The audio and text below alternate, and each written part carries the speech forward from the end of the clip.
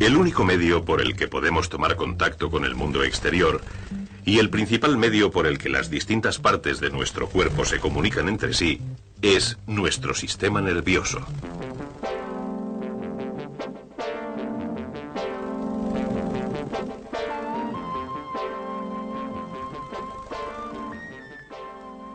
Los colores, sonidos y olores, las formas y texturas que configuran nuestro mundo, no existirían para nosotros sin los billones de células que constituyen nuestro sistema nervioso. Nuestro sistema nervioso responde a los estímulos del mundo exterior, de forma que nos permite ser conscientes de nuestro entorno. Los músculos que nos mueven no responderían a nuestros pensamientos si el sistema nervioso no enviara impulsos desde nuestro cerebro.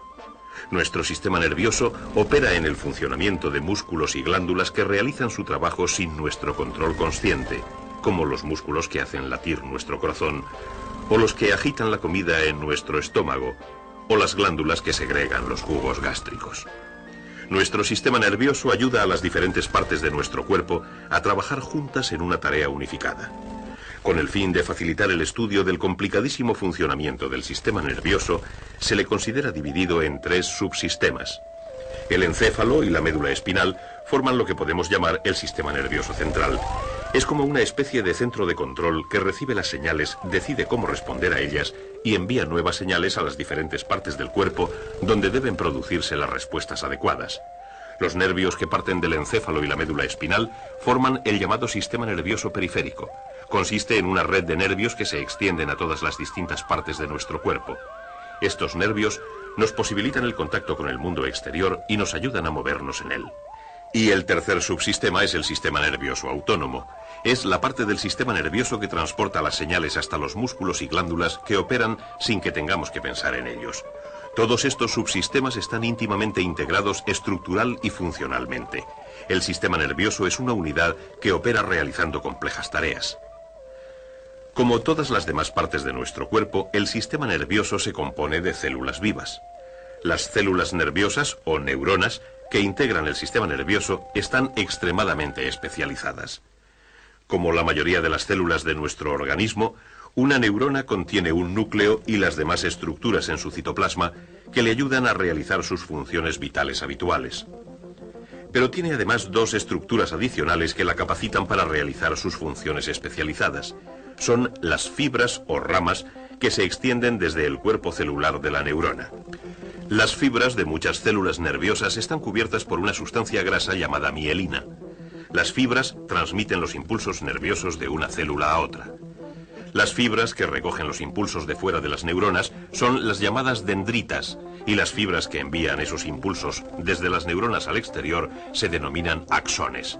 Una vez que el impulso nervioso ha atravesado una célula nerviosa, pasa del axón de esa neurona a la dendrita de otra neurona adyacente. Los impulsos nunca viajan en sentido opuesto. Si los axones o las dendritas de una célula nerviosa se dañan, pueden regenerarse. Pero la célula nerviosa en sí es tan especializada que ha perdido la capacidad de reproducirse. Una vez que el cuerpo celular muere, ninguna otra célula nerviosa, ninguna otra neurona ocupará su lugar. El cuerpo celular de una neurona tiene un tamaño microscópico, apenas unas milésimas de milímetro de diámetro. Sus dendritas y axones tienen igualmente un diámetro microscópico. Pero hay una enorme variedad en la longitud de estas estructuras, de unas milésimas de milímetro a cerca de 1 metro. Las fibras de algunas neuronas de la médula espinal se extienden hasta los dedos del pie. Tienen cerca de 1 metro de longitud. Las neuronas realizan su función especializada transmitiendo los impulsos nerviosos a lo largo de esas fibras. Un impulso nervioso es algo así como un trastorno eléctrico en movimiento, no precisamente una corriente eléctrica. Su velocidad depende en gran medida del diámetro de la fibra nerviosa. Cuanto mayor es el diámetro, más rápido es el impulso. La velocidad máxima de transmisión de un impulso es de unos 130 metros por segundo, unos 460 kilómetros por hora. La velocidad mínima de transmisión es quizá de 1,5 kilómetros por hora. La velocidad parece estar relacionada también con el revestimiento graso de mielina de las fibras. Los impulsos se transmiten 10 o 20 veces más rápidamente en las fibras nerviosas que poseen esta cubierta que en las que no la tienen. El cómo se transmiten los impulsos a través de las fibras nerviosas todavía no se comprende muy bien, pero parece que funciona más o menos así. Normalmente la carga eléctrica en el fluido exterior a la membrana de una fibra nerviosa es más positiva que la carga en el fluido interior. Pero cuando se aplica un estímulo adecuado, tiene lugar una transformación en la membrana de la fibra en ese punto, que parece permitir a los átomos cargados del fluido exterior a la fibra atravesar la membrana hacia el fluido interior de ella. Este movimiento provoca un cambio eléctrico. El interior de la fibra se hace más positivo en su carga que el exterior durante aproximadamente una milésima de segundo, porque los átomos refluyen de nuevo a través de la membrana al exterior de la fibra nerviosa. Pero esa brevísima inversión de carga ha afectado a ese punto de la superficie de la membrana, y otra corriente de átomos cargados fluye desde el exterior hacia el interior y hacia el exterior una vez más. Este flujo provoca un cambio de carga similar en el área contigua, y este a su vez afecta al área adyacente y así sucesivamente. Este ciclo continuo de cambios eléctricos es lo que llamamos impulso. El impulso recorre la célula nerviosa. Para que un impulso se traslade de una célula nerviosa a otra, el proceso es diferente. El impulso debe pasar del extremo ramificado del axón de una neurona a la dendrita de la siguiente. Esta zona, donde el axón y la dendrita se unen, se llama sinapsis. Pero en realidad los axones y las dendritas no entran en contacto directo. Hay una diminuta separación entre ellas, una brecha de apenas una millonésima de milímetro. Cuando el impulso alcanza el extremo ramificado del axón, unas estructuras especiales en los extremos emiten una sustancia química que atraviesa la brecha. Cuando una cantidad suficiente de esta sustancia se ha acumulado alrededor de la dendrita de la neurona, esta es estimulada e inicia su propio impulso. Ciertas enzimas destruyen instantáneamente la sustancia química que estimuló a la dendrita y esta está lista para ser estimulada de nuevo. Todo este proceso lleva aproximadamente una milésima de segundo. De esta manera se transmiten los impulsos. Muchos impulsos se inician por estímulos provenientes de nuestro entorno. La luz es un estímulo. Somos capaces de ver gracias a las células nerviosas sensibles a la luz y a sus diferentes longitudes de onda, que nos permiten ver en color. La luz es una forma de radiación electromagnética. Y también lo es el calor. Somos conscientes del calor gracias a ciertas células nerviosas sensibles a esa forma de radiación. Las células nerviosas altamente especializadas como estas son los llamados receptores de radiación. Otras células nerviosas son sensibles a estímulos químicos.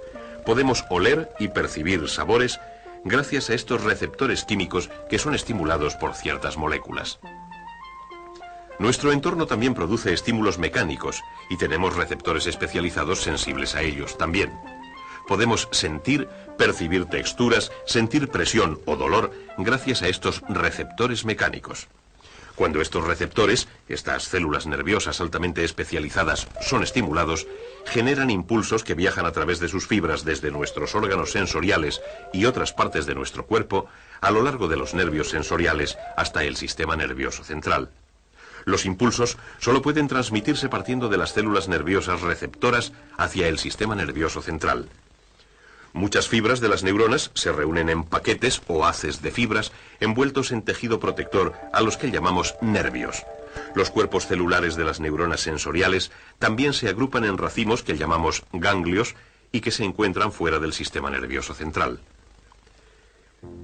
La mayoría de los nervios sensoriales transmiten sus impulsos a la médula espinal, un cilindro o cordón alargado de tejido nervioso que se extiende a lo largo del conducto raquídeo o vertebral, el canal duro protector formado por las vértebras de la espina dorsal. La médula espinal está protegida por la columna vertebral y tres membranas llamadas meninges. Recorriendo el centro de la médula espinal y a todo lo largo, hay un estrecho canal lleno de un líquido. Este canal central se conecta con cavidades en los ventrículos cerebrales que también contienen el mismo líquido. Envolviendo este canal central hay una masa de células nerviosas llamada materia gris debido a su color. La materia gris está formada principalmente por cuerpos celulares neuronales. Los impulsos sensoriales que penetran en la materia gris se transfieren a las neuronas y después se transmiten a través de la médula espinal y a lo largo de sus fibras a la parte externa de la médula, la materia blanca. La materia blanca está formada principalmente por paquetes de axones cubiertos de vainas grasas de mielina. Son estas vainas las que le dan una apariencia blanca, brillante. Las fibras de estos haces transmiten impulsos bien hacia arriba, hacia el encéfalo, o hacia abajo, desde el encéfalo. Hay 31 puntos exactamente a lo largo de la médula espinal, por donde los impulsos pueden entrar y 31 por donde salir. Desde ellos, 31 pares de nervios del sistema nervioso periférico se unen a la médula espinal y por consiguiente al sistema nervioso central. Los impulsos que recorren la médula espinal hacia arriba se dirigen hacia el extremo donde ésta se ensancha formando la médula oblonga o bulbo raquídeo que enlaza la médula espinal y el encéfalo. Como el resto de las partes del sistema nervioso, el encéfalo está formado por neuronas. El encéfalo puede considerarse como dividido en secciones. La médula es parte de una sección llamada tronco cerebral. El tronco cerebral lleva los impulsos a las demás partes del encéfalo. Otra parte es el cerebelo. El cerebelo no está implicado en las actividades que podemos controlar conscientemente. El control consciente de actividades tiene lugar en la parte más grande y más compleja del encéfalo, el cerebro. Más de la mitad de los 10 o 12.000 millones de células nerviosas que integran el encéfalo completo corresponden al cerebro. El cerebro se divide por una profunda fisura en dos mitades o hemisferios. Una banda de fibras cruzadas de materia blanca une los dos hemisferios del cerebro. Al igual que la médula espinal, el encéfalo se compone de materia blanca y materia gris, pero en el encéfalo sus posiciones están invertidas. Los haces de fibras nerviosas que forman la materia blanca componen la masa principal del encéfalo. Alrededor de esta hay una fina capa de neuronas de solo unos milímetros de espesor que compone la materia gris. La superficie de la materia gris del cerebro está plegada y arrugada. Estas circunvoluciones proporcionan a la materia gris una superficie mucho mayor de la que tendría si fuera lisa. Todos nuestros pensamientos, sentimientos y actos voluntarios tienen su origen aquí, en la materia gris del cerebro. Los impulsos llegan al encéfalo no solo indirectamente a través de la médula espinal, sino también a través de los llamados nervios craneales que conducen directamente al encéfalo. Hay 12 pares de estos nervios. Entre ellos están los nervios que nos permiten ver, oír, gustar y oler. Sus células receptoras son parte de nuestros órganos sensoriales, y así los impulsos del sistema nervioso periférico alcanzan nuestro encéfalo. El encéfalo es el centro de control de casi todas las actividades de nuestro cuerpo. Las neuronas que componen su delicado tejido están protegidas por las mismas 3 membranas que protegen nuestra médula espinal, las meninges y por los huesos del cráneo. En el encéfalo, las señales que llegan son registradas y evaluadas. Aquí se toman las decisiones de qué respuestas dar a estos impulsos de llegada. Las células receptoras del ojo pueden informar a nuestro encéfalo, por ejemplo, de que hay una cascada en cierta dirección, a cierta distancia. Podemos sentir que es algo atractivo y desear caminar hacia ella. Estas decisiones son tomadas en el encéfalo. Las células receptoras de nuestra piel informan a nuestro encéfalo de que el agua que entra en nuestra boca está fría. El placer que podemos sentir se origina en el encéfalo y quizá nos haga sonreír.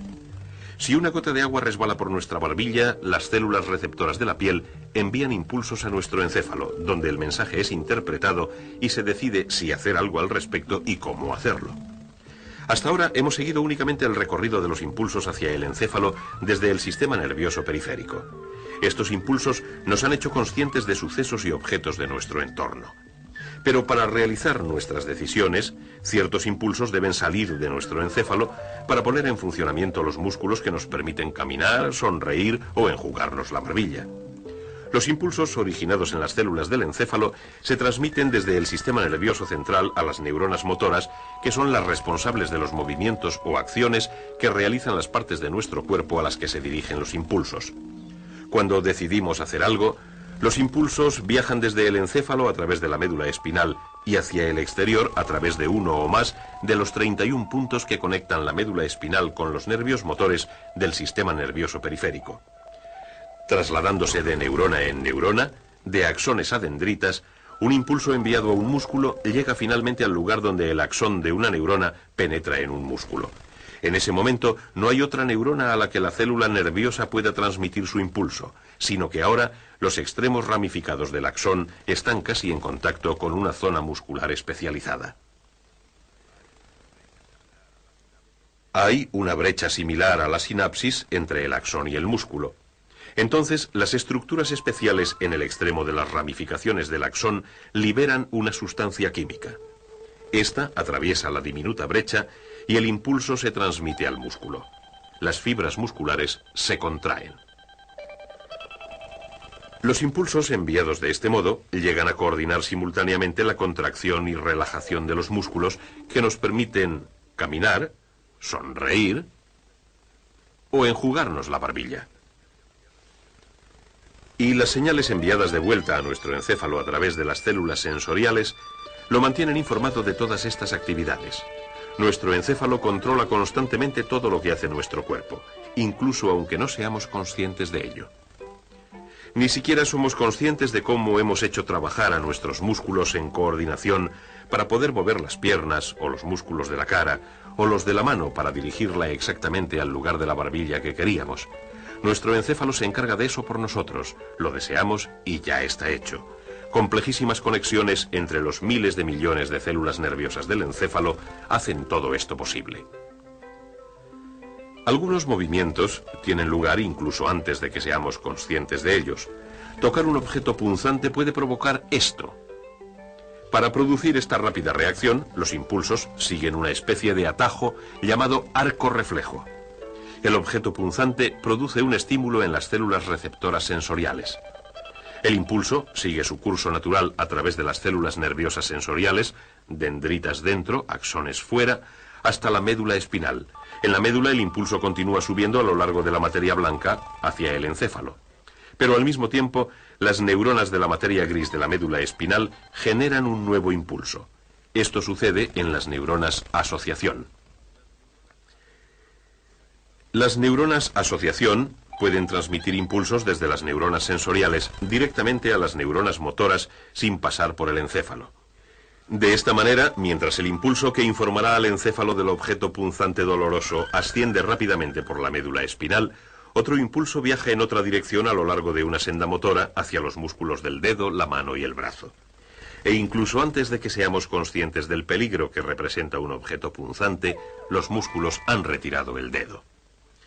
Una fracción de segundo más tarde se puede sentir el dolor, pero el peligro ya ha pasado. Así, las diferentes partes de nuestro sistema nervioso periférico y central están constantemente en interacción, haciéndonos conscientes de nuestro entorno, permitiéndonos decidir cómo responder ante él, capacitando a nuestro cuerpo para hacer lo que queramos hacer y a veces protegiéndolo. Pero hay muchas otras cosas que nuestro cuerpo tiene que hacer y que nos sería muy difícil controlar y dirigir.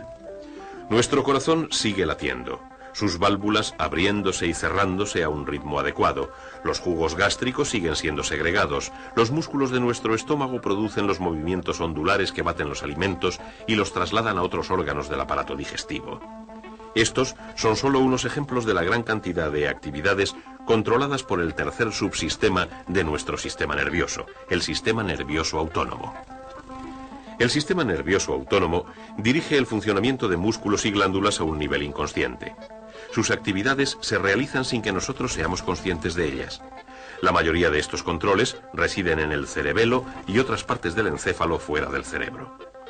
Ciertas regiones del encéfalo, que controlan el equilibrio de las sustancias químicas de la sangre, estimularán la actividad de las glándulas paratiroides cuando el nivel de calcio es demasiado bajo, o indicarán a la glándula pituitaria que emita hormonas para incrementar la actividad de los riñones cuando la cantidad de agua en nuestra sangre es demasiado grande. En situaciones de estrés, una parte del encéfalo indicará a las glándulas suprarrenales que segreguen adrenalina en la sangre, y más tarde les indicará que se detengan cuando la emergencia haya pasado. El funcionamiento de algunos órganos está afectado por pares de nervios que transmiten los impulsos desde el cerebelo y tienen efectos opuestos. Impulsos de un nervio pueden acelerar los latidos del corazón, impulsos de otro pueden aminorarlos. Un nervio dilata la pupila del ojo ensanchándola y admitiendo así más luz. Otro la constriñe y reduce la cantidad de luz que pasa. Esta habilidad del encéfalo de mantener el funcionamiento de órganos y glándulas en un equilibrio adecuado ayuda a nuestro cuerpo a mantener la llamada homeostasis, un estado constante de equilibrio interno. De manera que el funcionamiento de nuestro sistema nervioso nos hace conscientes de nuestro entorno, nos permite decidir cómo reaccionar ante él y mantiene nuestras glándulas internas y demás órganos en perfecto funcionamiento y coordinados entre sí. Y la parte principal de este sistema es el encéfalo, tan complejo que todavía no hemos conseguido comprender totalmente su funcionamiento. Sabemos, por ejemplo, que los impulsos que parten de la parte izquierda de nuestro cuerpo llegan al hemisferio derecho de nuestro cerebro, y que los que parten del lado derecho van al hemisferio izquierdo.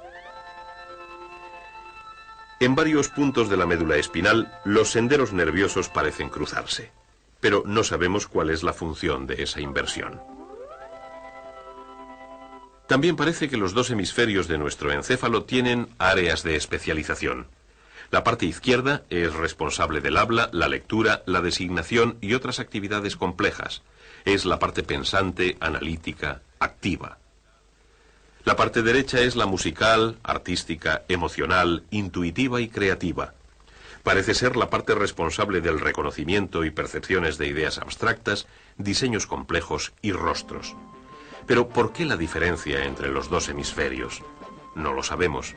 El encéfalo humano es mucho más complejo que cualquier ordenador diseñado hasta ahora o susceptible de ser diseñado. Su funcionamiento desafía a nuestro entendimiento, pero es una interesante área de estudio. Los científicos están muy ocupados examinándolo y aprendiendo cada día cosas nuevas y especulando sobre él. Y junto con la médula espinal y una compleja red de células altamente especializadas, compone nuestro sistema nervioso, que nos pone en contacto con el mundo y permite a las distintas partes de nuestro cuerpo trabajar unidas en perfecta armonía.